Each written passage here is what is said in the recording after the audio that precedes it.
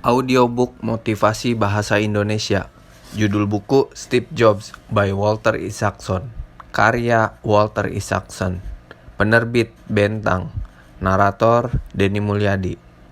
Tokoh inspiratif dunia yang berhasil mengubah cara pandang tentang sebuah produk yang menyatu dengan kehidupan dan masa depan yang lebih baik.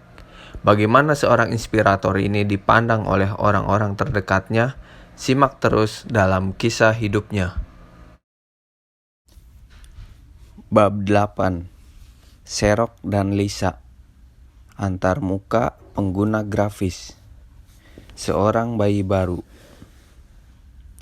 Komputer Apple II membuat perusahaan Apple pindah level dari garasi rumah Jobs ke puncak sebuah industri baru.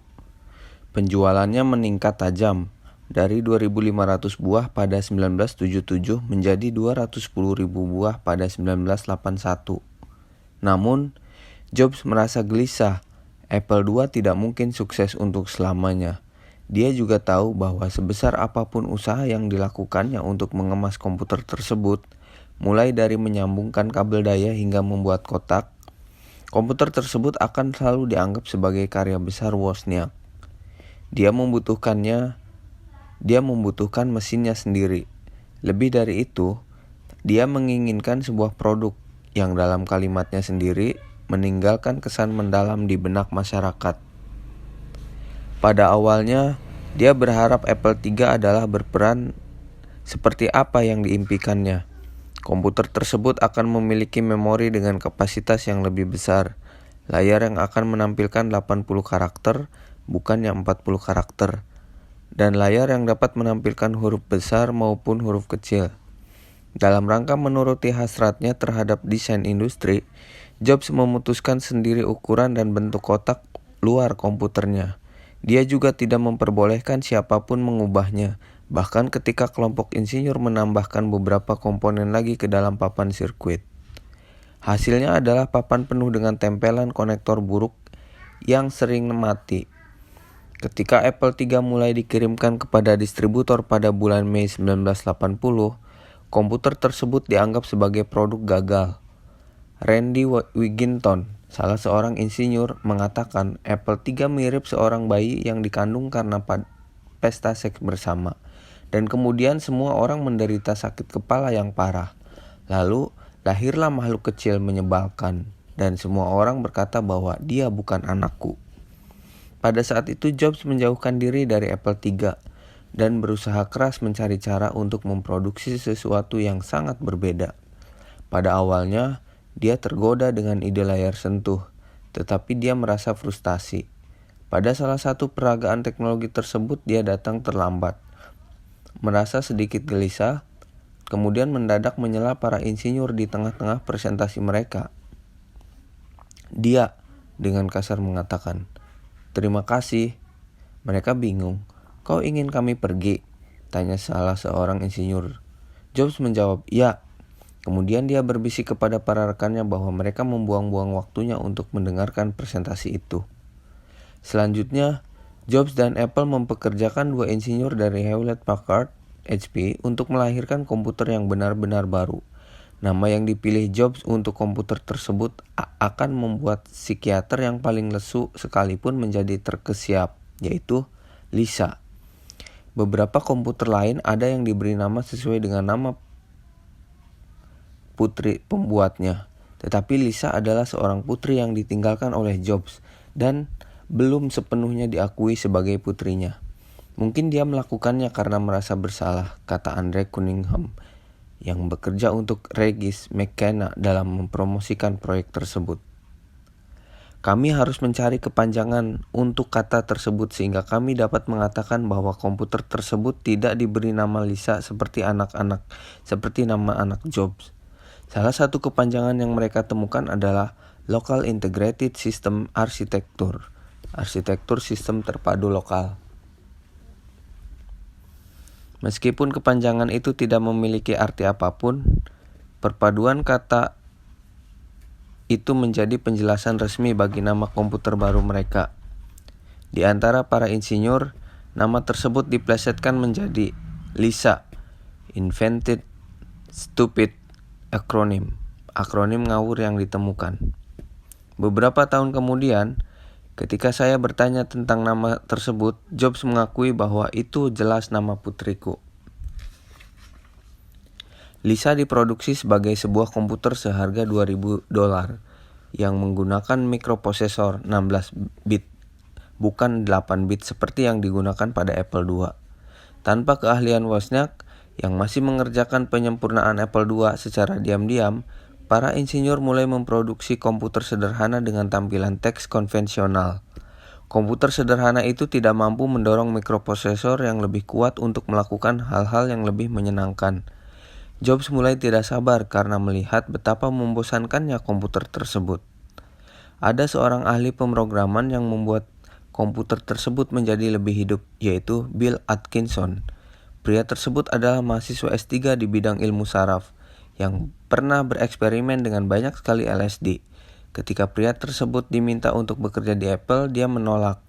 Namun, Apple kemudian mengiriminya tiket pesawat yang tidak dapat diuangkan kembali. Maka Atkinson memutuskan untuk menggunakan tiket tersebut, lalu membiarkan Jobs berusaha membujuknya. "Kami sedang menciptakan masa depan," kata Jobs kepada Atkinson di akhir pembicaraan mereka selama 3 jam. "Bayangkan Anda berselancar di depan ombak. Hal itu benar-benar menyenangkan, bukan? Sekarang, bayangkan jika ada seekor anjing yang mendayung di ujung tombak itu. Tidak akan ada yang lebih menyenangkan dibandingkan peristiwa seperti itu. Bekerjalah di sini dan tinggalkanlah kesan yang mendalam di benak orang," bujuk Jobs. Atkinson pun menerima tawaran tersebut.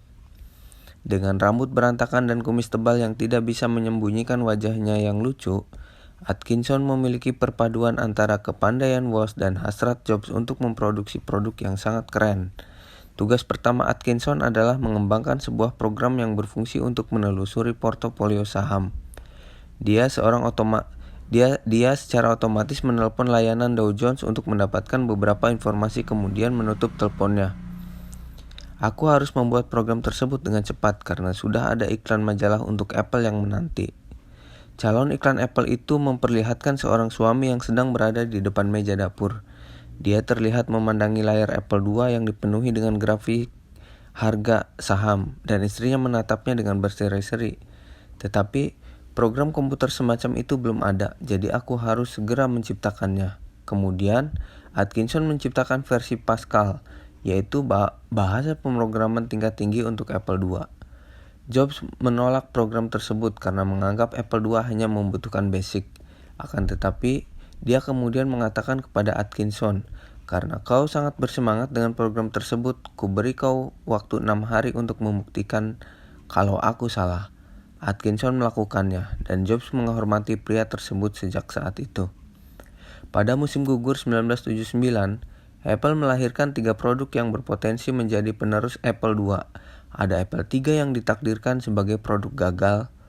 Ada proyek Lisa yang mulai membuat Jobs merasa kecewa, dan tanpa sepengetahuan Jobs, setidaknya pada saat itu ada proyek percobaan kecil untuk mesin berharga murah yang saat itu diberi nama Sandy Annie. Proyek percobaan kecil itu sedang dikembangkan oleh Jeff Raskin, seorang mantan profesor yang pernah mengajar Bill Atkinson. Tujuan Raskin adalah membuat komputer murah untuk seluruh lapisan masyarakat. Komputer yang ingin dibuatnya itu akan mirip dengan sebuah perkakas, sebuah alat lengkap dengan komputer, keyboard,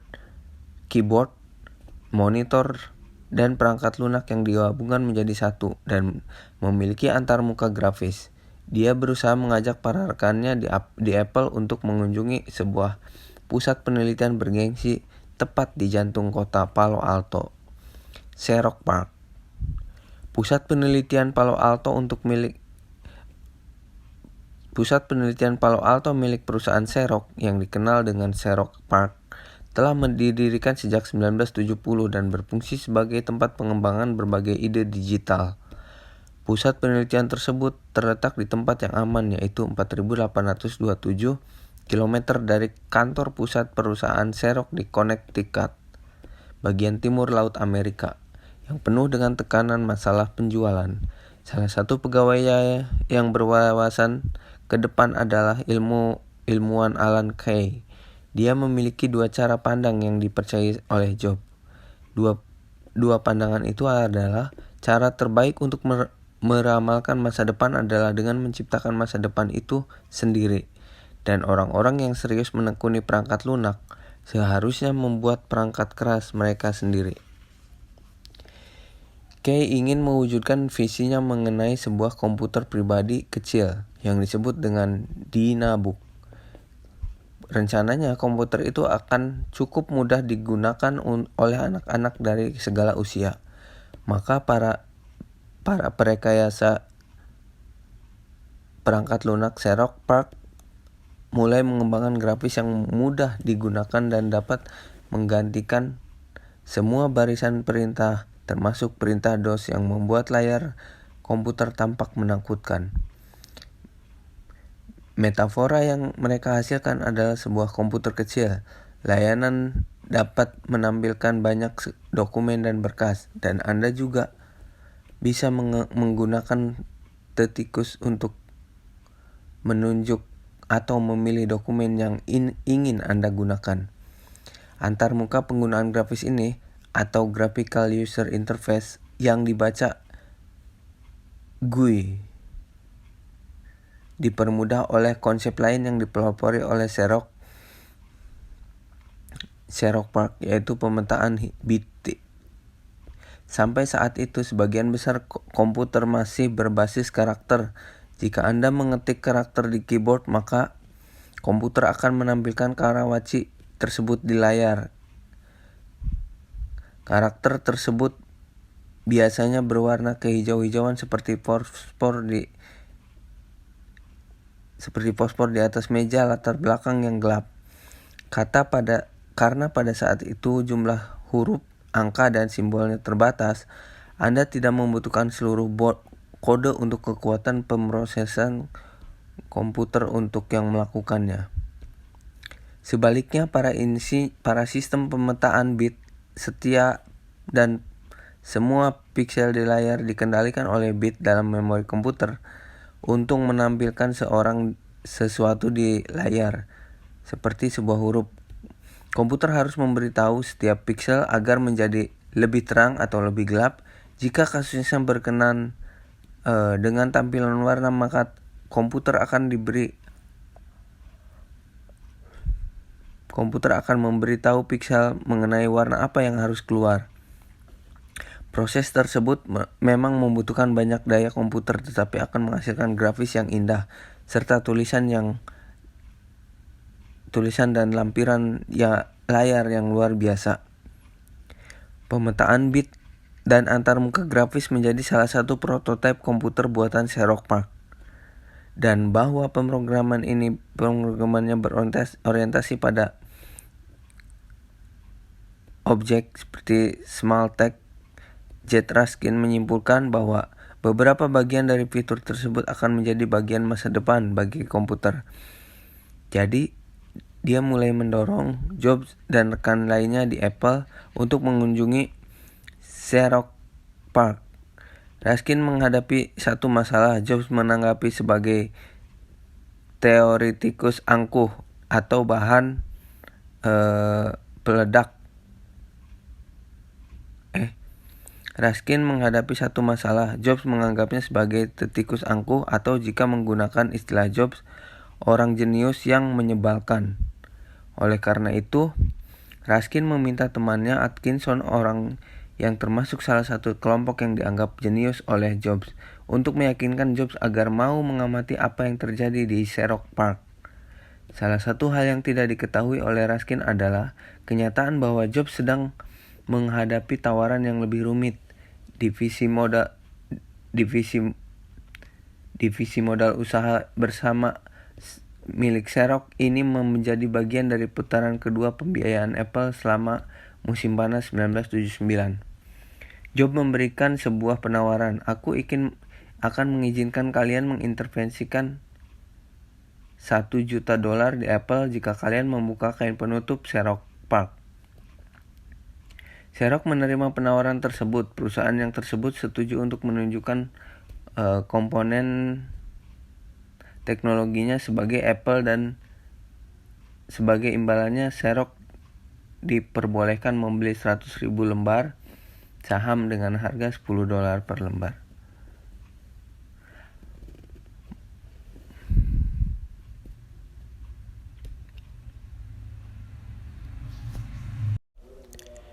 Raskin menghadapi satu masalah. Jobs menganggapnya sebagai teoretikus angkuh, atau jika menggunakan istilah Jobs, orang jenius yang menyebalkan. Oleh karena itu, Raskin meminta temannya Atkinson, orang yang termasuk salah satu dari kelompok yang dianggap jenius oleh Jobs, untuk meyakinkan Jobs agar mau mengamati apa yang terjadi di Xerox PARC. Salah satu hal yang tidak diketahui oleh Raskin adalah kenyataan bahwa Jobs sedang menghadapi tawaran yang lebih rumit. Divisi modal usaha bersama milik Xerox ingin menjadi bagian dari putaran kedua pembiayaan Apple selama musim panas 1979. Jobs memberikan sebuah penawaran. Aku akan mengizinkan kalian menginvestasikan $1 juta di Apple jika kalian membuka kain penutup Xerox PARC. Xerox menerima penawaran tersebut. Perusahaan tersebut setuju untuk menunjukkan komponen teknologinya kepada Apple, dan sebagai imbalannya, Xerox diperbolehkan membeli 100.000 lembar saham dengan harga $10 per lembar. Pada saat Apple menjual sahamnya 1 tahun kemudian, saham Xerox sebesar 1 juta menjadi 17,6 juta. Namun Apple mendapatkan keuntungan dari penawaran tersebut. Jobs dan para rekannya datang untuk melihat teknologi Xerox PARC pada Desember 1979. Ketika Jobs menyadari bahwa dia belum puas dengan apa yang ditunjukkan oleh mereka, dia mendapatkan peragaan yang jauh lebih lengkap beberapa hari kemudian. Larry Tesler adalah salah satu ilmuwan Xerox yang bertugas memberikan peragaan tersebut, dan pria itu dengan senang hati menunjukkan karya yang tampaknya tidak pernah dihargai oleh pimpinannya di negara timur. Akan tetapi, ilmuwan lain yang bernama Adele Goldberg terkejut ketika mengetahui bahwa perusahaan Xerox bersedia memberitahu karya besarnya. Sikap itu sangat bodoh, benar-benar tidak masuk akal. Dan aku berusaha keras untuk mencegah agar Jobs tidak mendapatkan banyak informasi, kata wanita tersebut. Goldberg melaksanakan rencana pencegahan itu pada saat peragaan pertama.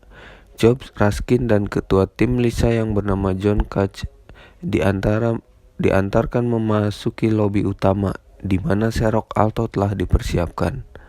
Saat itu, yang ditunjukkan oleh mereka hanya beberapa aplikasi, terutama aplikasi pemrosesan kata, kenang Goldberg. Jobs merasa tidak puas sehingga dia menelpon kantor pusat Xerox untuk meminta peragaan lagi. Jobs pun diundang kembali beberapa hari kemudian. Pada hari kedua, dia mengajak tim yang lebih banyak, termasuk Bill Atkinson dan Bruce Horn, ahli pemrograman Apple yang pernah bekerja di Xerox PARC. Mereka berdua tahu apa yang harus diperhatikan. Saat aku tiba di kantor, ada banyak sekali kehebohan. Aku diberitahu bahwa Jobs dan sekelompok ahli pemrogramannya sedang berada di dalam ruang rapat, kata Goldberg. Salah satu perekayasa perangkat lunak berusaha agar mereka terus merasa terhibur dengan menampilkan lebih banyak program pemrosesan kata. Akan tetapi, Jobs semakin menjadi tidak sabar. Hentikan semua omong kosong ini, teriaknya berkali-kali. Oleh karena itu, para pegawai Xerox diam-diam berkumpul dan memutuskan untuk memberikan sedikit lebih banyak informasi, tetapi secara perlahan. Mereka sepakat bahwa Tesler bisa menunjukkan bahasa pemrograman Smalltalk, tetapi dia hanya akan melakukan apa yang disebut dengan versi peragaan tidak bersifat rahasia. Itu akan membuat Jobs terpesona, dan dia tidak akan pernah tahu kalau kita tidak mendapatkan informasi rahasianya, kata ketua tim kepada Goldberg. Mereka salah. Atkinson dan yang lain telah membaca beberapa dokumen yang dikeluarkan oleh Xerox PARC, sehingga mereka mengetahui kalau mereka tidak mendapatkan deskripsi secara lengkap. Jobs menelpon pimpinan divisi modal usaha bersama Xerox untuk menyampaikan keluhan. Seketika itu juga ada telepon dari kantor pusat perusahaan Xerox di Connecticut yang memerintahkan tim harus menunjukkan semua deskripsi secara lengkap kepada Jobs dan kelompoknya. Kemarahan Goldberg pun meledak. Ketika akhirnya Tesla menunjukkan kepada mereka mengenai apa yang sebenarnya ada di bawah penutup tersebut, orang-orang dari Apple terkejut. Atkinson menatap layarnya sambil mengamati setiap pixel dengan seksama. Bahkan Tesla bisa merasakan napas pria itu di lehernya. Jobs bergerak ke sana kemari dan melambaikan tangannya dengan penuh semangat.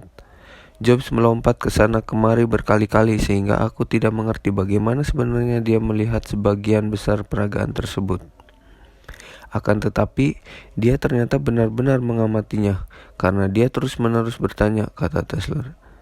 Dia adalah orang yang terus berseru setiap melihat langkah yang kutunjukkan. Jobs terus mengatakan bahwa dia tidak percaya kalau Xerox belum menjual teknologi tersebut. Kalian sedang duduk di atas tambang emas, serunya. Aku tidak percaya Xerox tidak memanfaatkannya. Peragaan Smalltalk menunjukkan 3 fitur yang mengagumkan. Salah satunya menunjukkan bagaimana komputer tersebut dapat disambungkan dengan komputer lain. Fitur mengagumkan kedua menunjukkan bagaimana cara kerja program yang berorientasi pada objek. Namun, Jobs dan timnya tidak begitu memperhatikan berbagai fitur tersebut karena mereka sangat kagum dengan antarmuka grafis dan layar yang dapat memetakan bit. Pikiran saya langsung terbuka, kenangnya. Aku bisa melihat masa depan komputer akan ditakdirkan menjadi seperti apa. Ketika rapat Xerox PARC selesai, setelah lebih dari 2 jam, Jobs mengantarkan Atkinson kembali ke kantor Apple di Cupertino.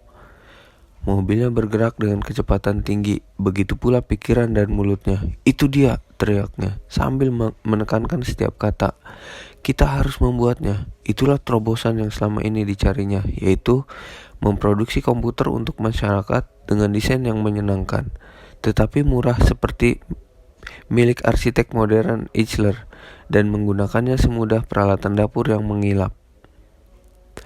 Berapa lama waktu yang dibutuhkan untuk menerapkan ide ini? Tanya Jobs. Aku tidak yakin, jawab Atkinson. Mungkin 6 bulan. Itu merupakan penelitian yang terlalu optimis, tetapi juga sangat memotivasi. Para seniman besar yang mencuri. Serangan Apple terhadap Xerox PARC terkadang digambarkan sebagai salah satu pencurian terbesar dalam sejarah industri. Terkadang, dengan bangga Jobs membenarkan pendapat tersebut. Peristiwa itu sama dengan berusaha menunjukkan kepala dirimu sendiri mengenai hal terbaik yang pernah dilakukan oleh manusia, dan kemudian berusaha untuk menerapkannya ke dalam apa yang sedang kau lakukan, katanya.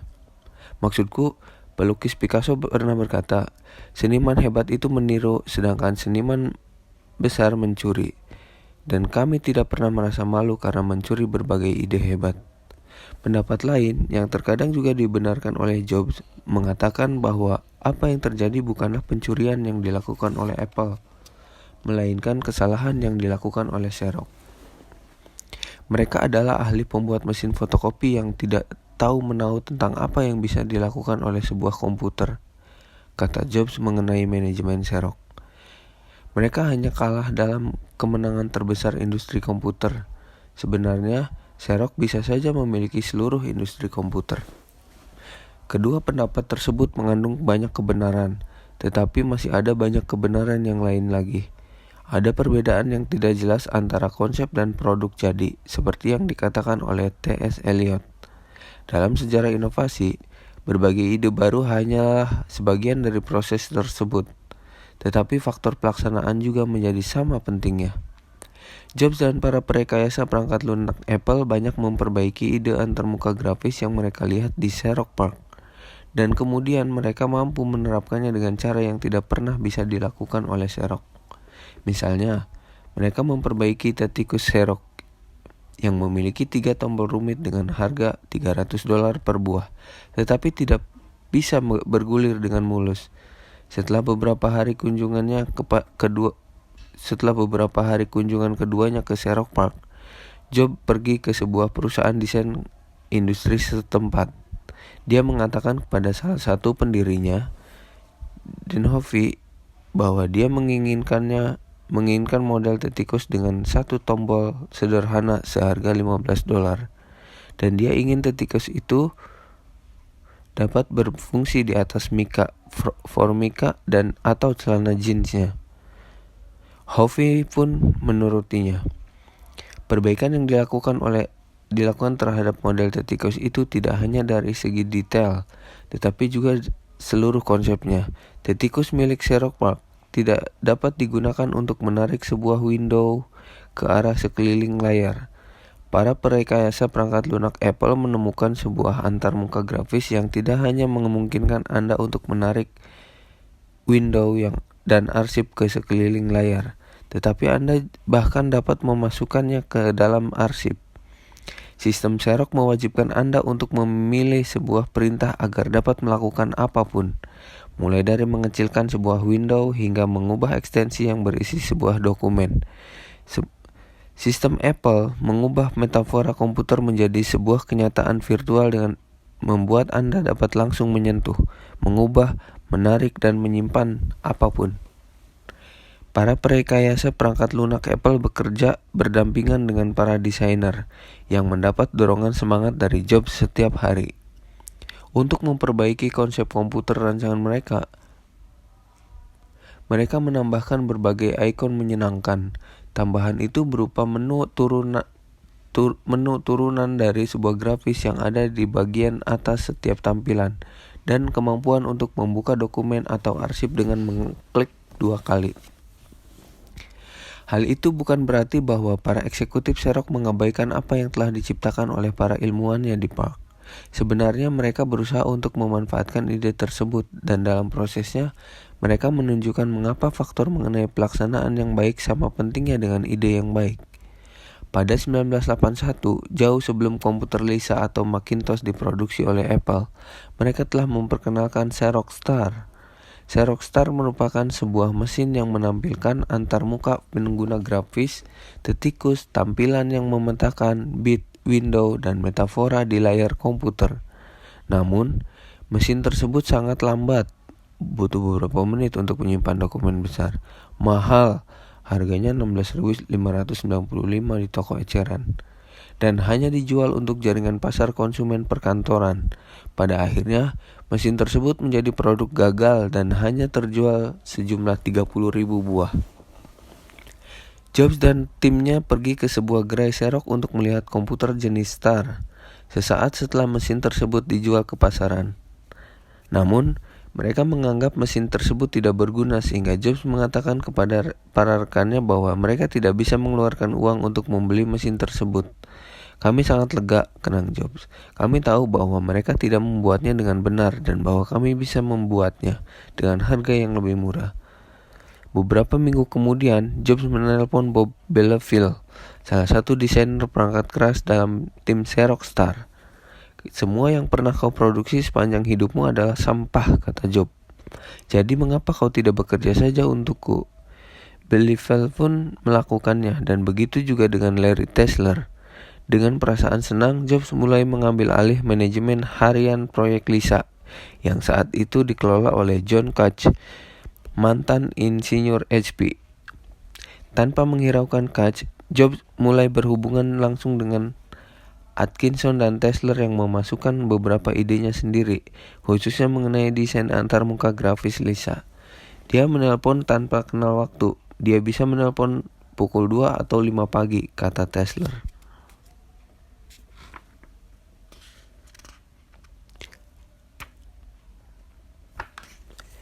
Aku sangat menyukainya, tetapi itu membuat jengkel para pemimpinku di divisi Lisa. Jobs diminta untuk berhenti menelpon di luar jam kerja. Dia menahan diri sesaat, tetapi hal itu tidak bertahan lama. Salah satu pertikaian penting terjadi ketika Atkinson memutuskan bahwa layar komputer tersebut harus memiliki latar belakang putih, bukan hitam. Sehingga Atkinson dan Jobs dapat memasukkan fitur yang mereka inginkan, yaitu WYSIWYG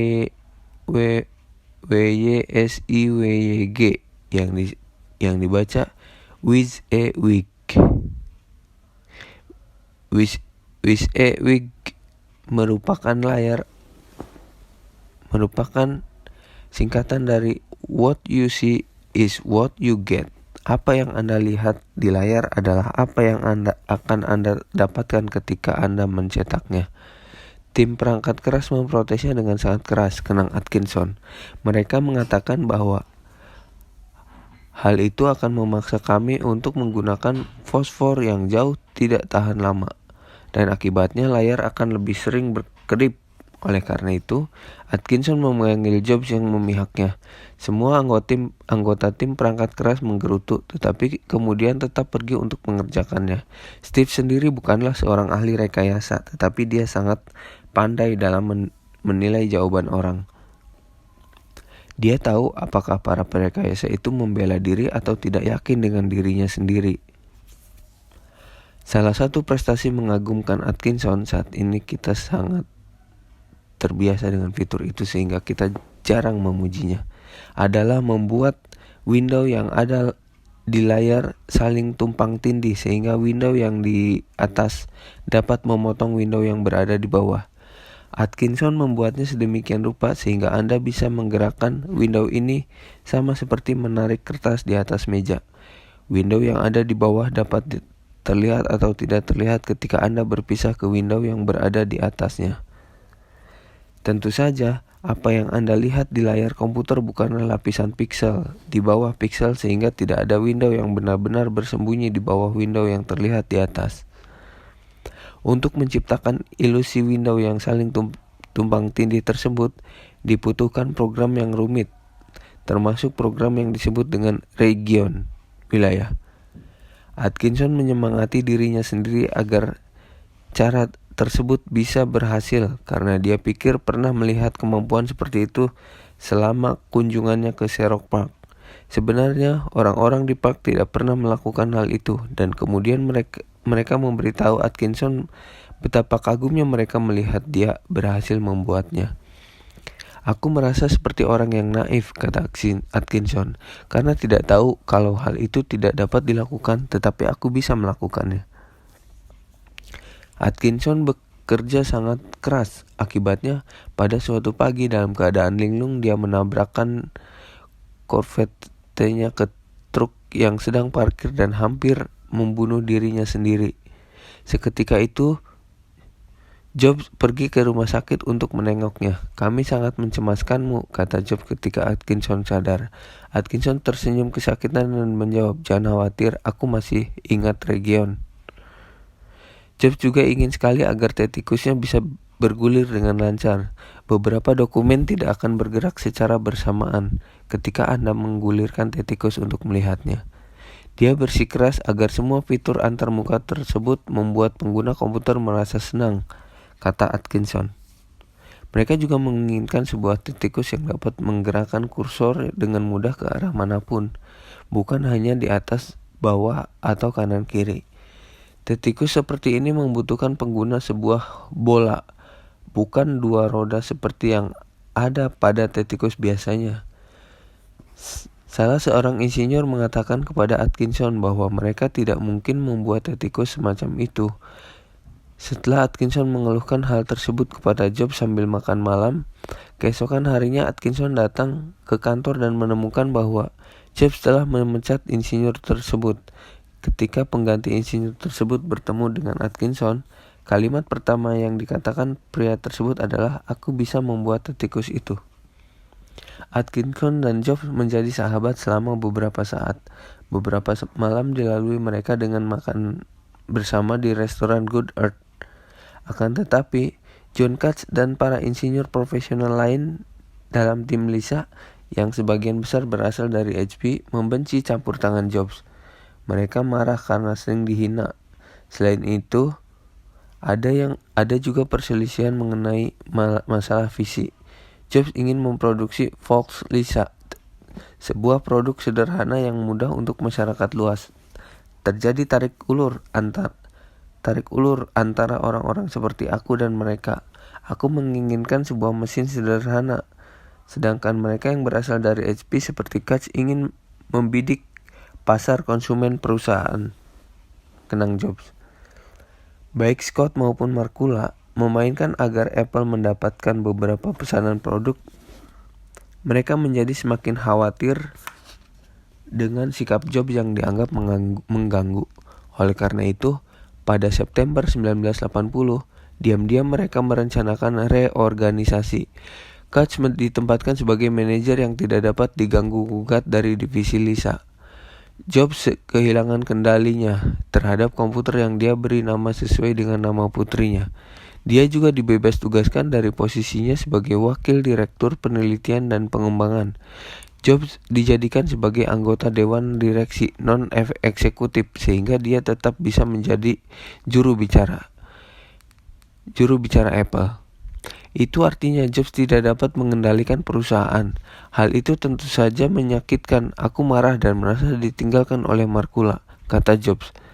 Dia dan Scotty merasa aku tidak bersungguh-sungguh dalam memimpin divisi Lisa. Aku sering sekali memikirkan hal itu. Terima kasih sudah menyimak audiobook Steve Jobs by Walter Isaacson. Silahkan like dan komen audiobooksnya ya. Juga silahkan share jika dirasa bermanfaat. Tetap menjadi inspirasi dan saling menginspirasi dalam kebaikan ya.